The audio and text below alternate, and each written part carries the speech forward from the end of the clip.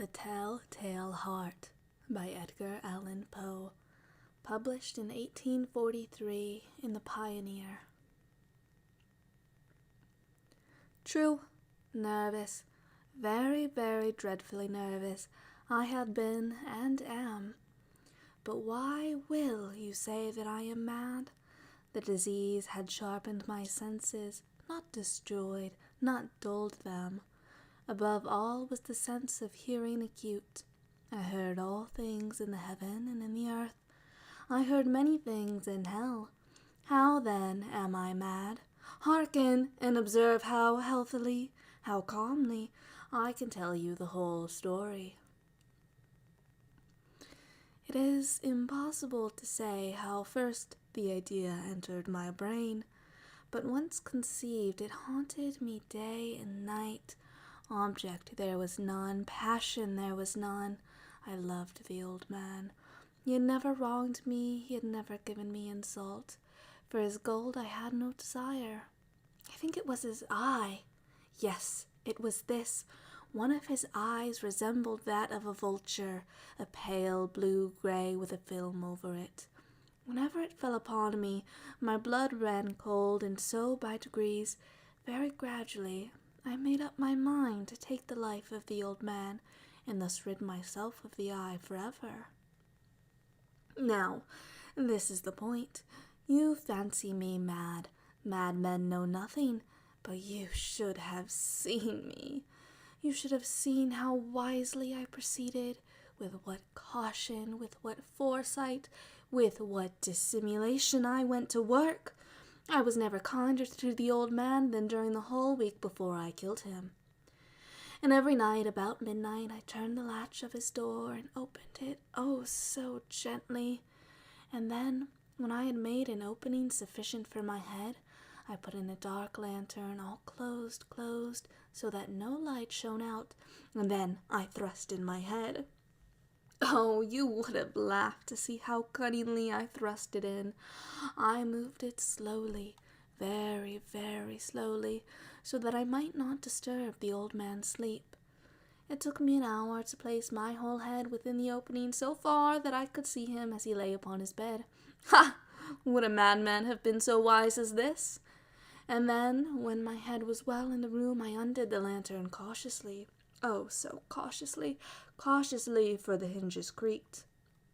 I undid it just so much that a single thin ray fell upon the vulture eye. And this I did for 7 long nights, every night just at midnight. But I found the eye always closed, and so it was impossible to do the work. For it was not the old man who vexed me, but his evil eye. And every morning when the day broke, I went boldly into the chamber and spoke courageously to him, calling him by name in a hearty tone, and inquiring how he had passed the night.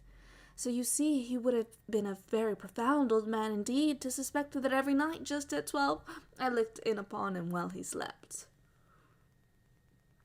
Upon the 8th night, I was more than usually cautious in opening the door. A watchman at hand moves more quickly than did mine. Never before that night had I felt the extent of my own powers, of my sagacity. I could scarcely contain my feelings of triumph. To think that there I was, opening the door little by little, and he not even to dream of my secret deeds or thoughts. I fairly chuckled at the idea. And perhaps he heard me, for he moved on the bed suddenly, as if startled.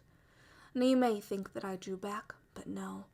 His room was as black as pitch with the thick darkness, for the shutters were close fastened through fear of robbers, and so I knew that he could not see the opening of the door, and I kept pushing it on steadily.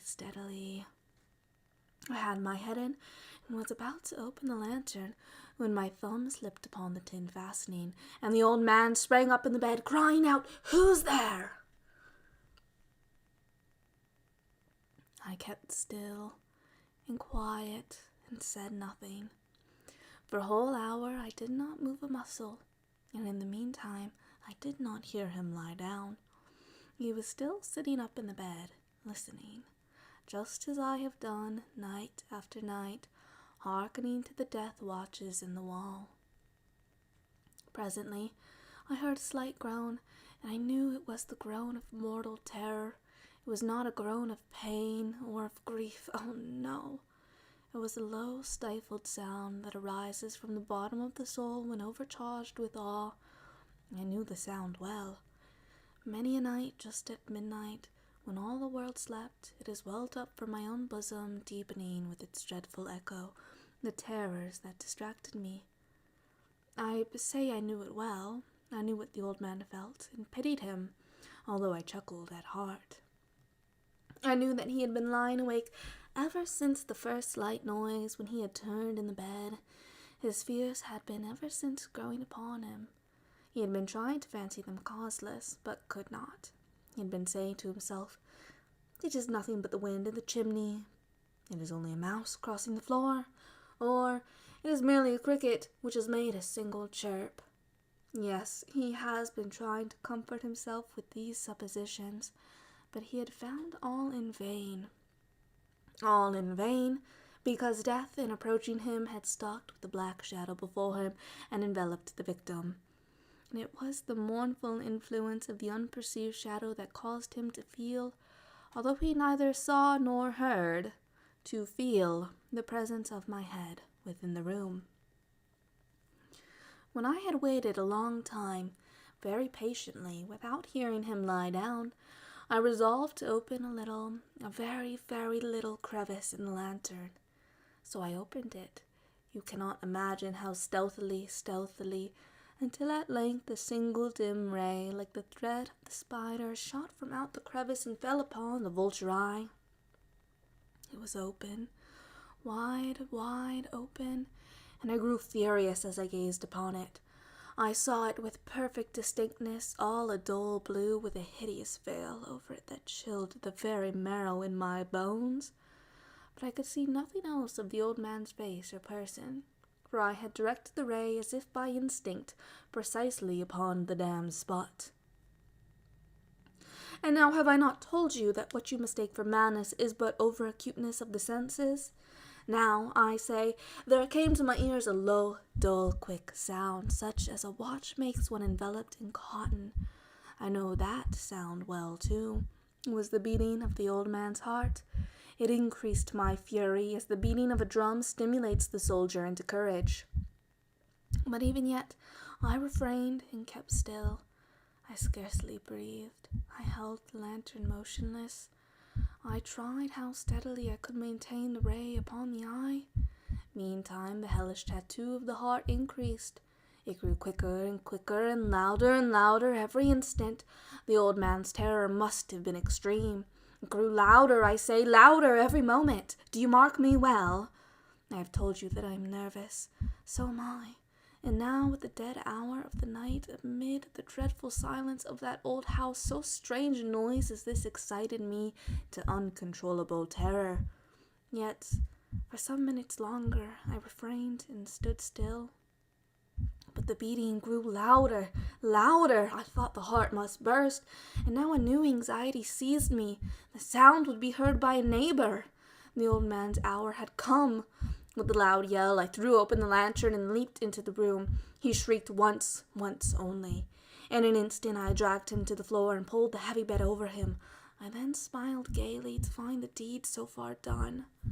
But for many minutes, the heart beat on with a muffled sound. This, however, did not vex me. It would not be heard through the wall. And at length it ceased.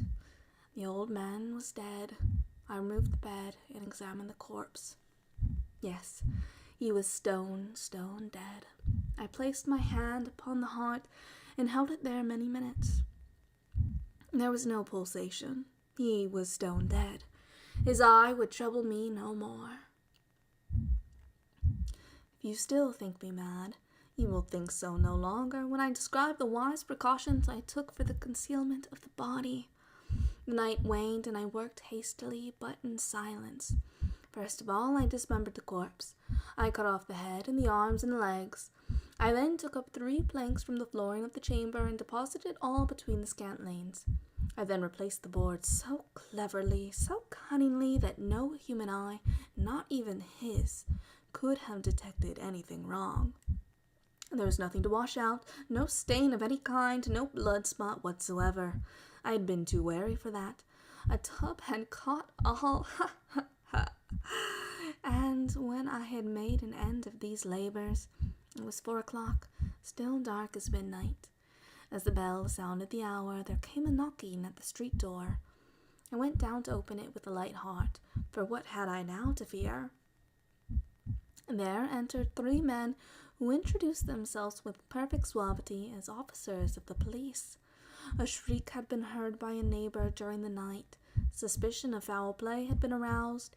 Information had been lodged at the police office, and they, the officers, had been deputed to search the premises. I smiled, for what had I to fear? I bade the gentleman welcome. The shriek, I said, was my own in a dream. The old man I mentioned was absent in the country. I took my visitors all over the house. I bade them search well even. I led them at length to his chamber. I showed them his treasures secure and undisturbed, and in the enthusiasm of my confidence, I brought chairs into the room and desired them here to rest from their fatigues, while I myself, in the wild audacity of my perfect triumph, placed my own seat upon the very spot beneath which reposed the corpse of the victim. The officers were satisfied. My manner had convinced them. I was singularly at ease. They sat, and while I answered cheerily, they chatted of familiar things. But ere long, I felt myself getting pale and wished them gone. My head ached, and I fancied a ringing in my ears. But still they sat, and still they chatted. The ringing became more distinct. It continued and became more distinct. I talked more freely to get rid of the feeling, but it continued and gained definitiveness, until at length I found that the noise was not within my ears. No doubt I now grew very pale, but I talked more fluently and with a heightened voice, yet the sound increased, and what could I do? It was a low, dull, quick sound, much such a sound as a watch makes when enveloped in cotton. I gasped for breath, and yet the officers heard it not. I talked more quickly, more vehemently, but the noise steadily increased. I rose and argued about trifles in a high key and with violent gesticulations, but the noise steadily increased. Why would they not be gone? I paced the floor to and fro with heavy strides, as if excited to fury by the observations of the men, but the noise steadily increased. Oh God, what could I do? I foamed, I raved, I swore. I swung the chair upon which I had been sitting and grated it upon the boards, but the noise arose over all and continually increased. It grew louder, louder, louder, and still the men chatted pleasantly and smiled. Was it possible they heard not? Almighty God! No, no, they heard, they suspected, they knew. They were making a mockery of my horror. This I thought, and this I think, but anything was better than this agony. Anything was more tolerable than this derision. I could bear those hypocritical smiles no longer. I felt that I must scream or die. And now again, hark, louder, louder, louder! Villains! I shrieked. Dissemble no more. I admit the deed. Tear up the planks. Here, here. It is the beating of his hideous heart.